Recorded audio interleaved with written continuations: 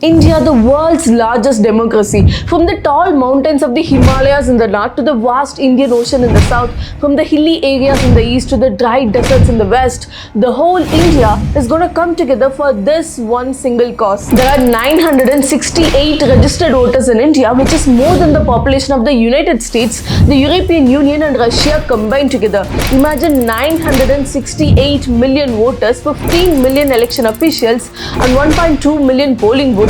The upcoming Indian election is the largest electoral exercise that this planet has ever witnessed. But it's not going to happen all in one day. Instead, the polling will unfold in 7 phases starting on 19th of April and ending in June 1st. And we'll get to know the results of this election on 4th of June. This election is indeed going to be a grand festival of democracy. But what makes our election a grand festival? The size of the population, or the number of polling booths, or the number of election officials? No. The power every Indian has on this day to decide what is good for him, to decide what is good for this country or for his future, makes election the greatest festival. But there has been so much noise, be it on social media, TV or newspaper, creating panic among the young Indians, which makes us wonder if voting is even important, or if my opinion even matters, or will my vote ever make a difference? Why should we stand in line for hours to simply cast a vote, that too in the summer? How does it even matter? Why can't we just chill at home? To those who think like this, you're absolutely wrong. And yes, every opinion matters, every vote counts and every single person makes a difference. You and me, a coolie who works for a daily wage, a CEO of a top-notch company, an uneducated person who's struggling to meet his daily needs, an extremely educated person with an amazing job, men, women, students, teachers, transgenders and senior citizens, every single person matters. Because on this day, there is no discrimination in terms of power. If you're an Indian, if you're a registered voter, no matter which caste you belong to, no matter which religion you belong to, no matter which gender you belong to, your economic status, nothing matters. You have the right to vote. You have the power to make a change. You are responsible for shaping the future of our own country. This is the festival where every Indian is united by the power to vote. Did you know in 2008 Rajasthan Assembly election, C.P. Joshi, even though he got the support of 62,215 voters,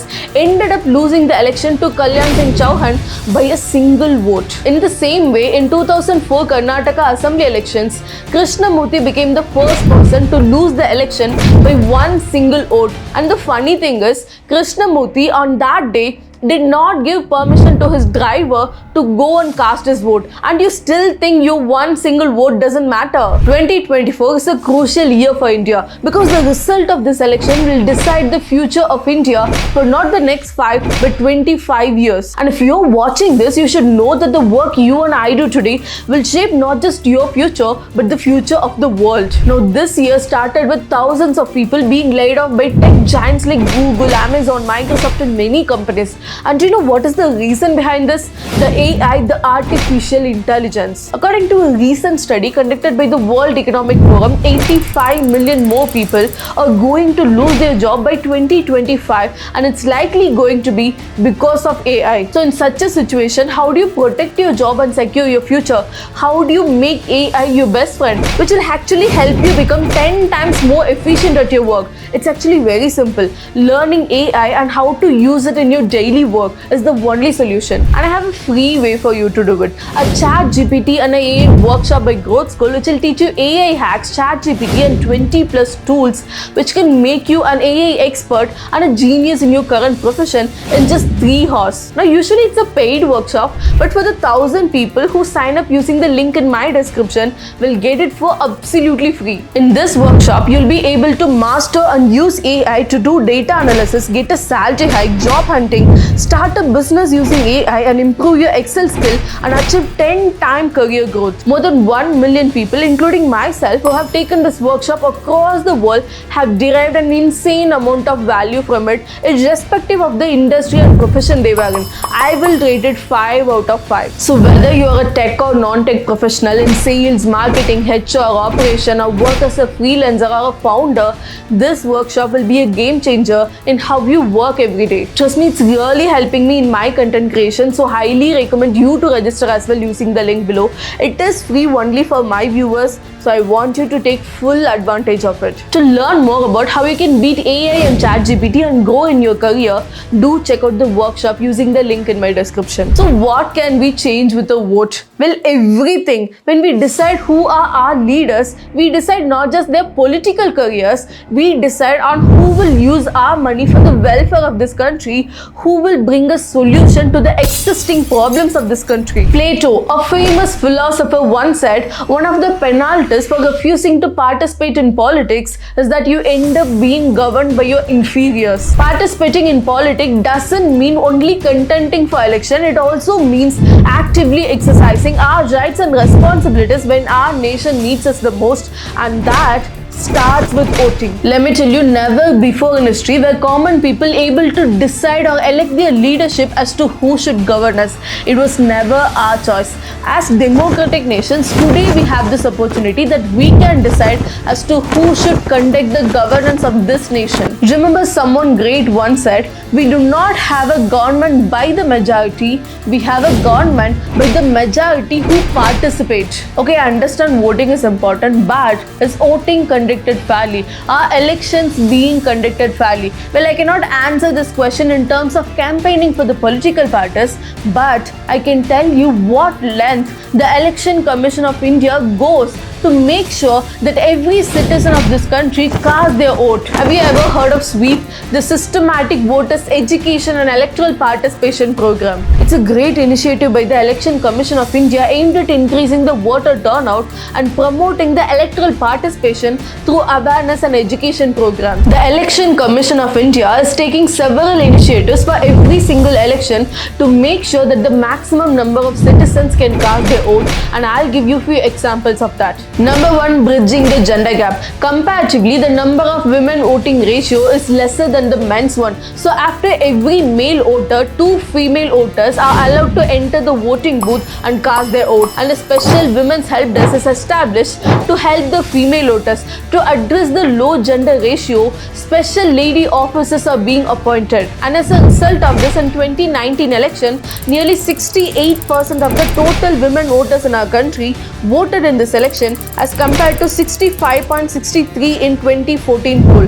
In comparison, 68.3% of the male voters turned up at the polling station as compared to 67.09 in the 2014 election. 18 states and union territories recorded a higher women turnout. The gender gap between male turnout percentage and female turnout percentage reduced to 0.1% compared to 1.55% in 2014. Number 2, migrant workers. The migratory laborers, construction workers and agricultural laborers of tribal areas are struggling to cast their vote, so special camps for the registration of migrant laborers are being held ahead of the election. Number 3, extremism affected areas. In Naxal affected areas, so many outreach activities are being carried out to gain the support of the people and to give them a feeling of security. And as a result of this, in the Maoist affected pastor constituency of Chhattisgarh, the people casted their vote enthusiastically despite the repeated attacks by the Naxal group in that area. In 2019, the polling center at Chayamgiri, where a MLA and 4 security men were killed in a Naxal attack 2 days before the election, and that area saw as high as 77% voting. In 2014, the Bastra area had reported 59.31% of voting, while in 2009, the turnout was 47.33%. Number 4, difficult areas. In the region of Ladakh, in the high mountains of Himalayas, the election officials were airlifted and then they trekked for 1 whole day with oxygen cylinders to reach the voters in 2019 elections. In Arunachal Pradesh, Obang Mibang, a district sweep nodal officer, spent 4 months travelling to every single one of the 68 polling stations in the Upper Siang district for sweep activities. Of these, 11 or so were foot marches to locations bordering the China. Andaman Nicobar Islands is the only place in our country where we don't have territorial optical fiber cable, so conducting election there is not an easy job. Many of these islands are 3 to 4 days travel away from the Port Blair. The election officials had to use small boats to travel and walk through the mangrove forest, which could be infested with crocodiles, and walk through higher hilly regions to avoid the pythons. Number 5, assured minimum facilities. At each polling station, the Election Commission of India assured basic facilities like ramp, drinking water, adequate furniture, proper lighting, proper signage, help desk and toilet. Number 6, free pickup and drop is being provided for the people with disabilities to the polling stations. And I can go on for hours. That many measures are being taken to ensure that the citizens of India are able to cast their vote without any hassle. Additionally, in 2024, the Election Commission of India introduced a myth versus reality register, which will feature a continuously updated factual matrix including debunked misinformations and frequently asked questions. And this initiative is a crucial step to combat the misinformation and ensure the integrity of the electoral process. There are over 81 lakh 85 plus aged voters and more than 90 lakh PWD voters registered across the country, and for the first time the Election Commission of India in the 2024 Lok Sabha elections has provided the facility of home voting for these people. The Election Commission of India, through its innovative strategies and inclusive approaches, is making every effort possible every single year to ensure that every citizen of India can vote. Apart from that, we all know what length every political party goes to get the public to vote for them. So much panic is being created that democracy is dying in India, India is turning into a dictatorship. If that is the case, why every political party goes to such extent to gain the votes of the people if there is no value for that vote, if there is no democracy in India? Let's be clear on this, the democracy of India will never be compromised no matter who is in power. Our Indian election cannot become a grand festival only with the efforts of the Election Commission or with the efforts of the political parties. Everyone is trying their best in one or other way because every single person's vote matters. Nobody should be telling us to vote or not vote for a specific party or a person. It should completely be our choice. But voting is our right and responsibility, a responsibility which nobody should take it for granted. This is our festival, a festival celebrated by every Indian citizen, no matter which caste you belong to, no matter which religion you belong to, no matter which class you belong to, no matter what differences we have, we all are united by the equal power given to each one of us by our Indian Constitution. So let's make this the grandest festival, the most successfully celebrated one in the largest democracy on this planet. Let's vote because we, the people of India, and our Constitution still matters.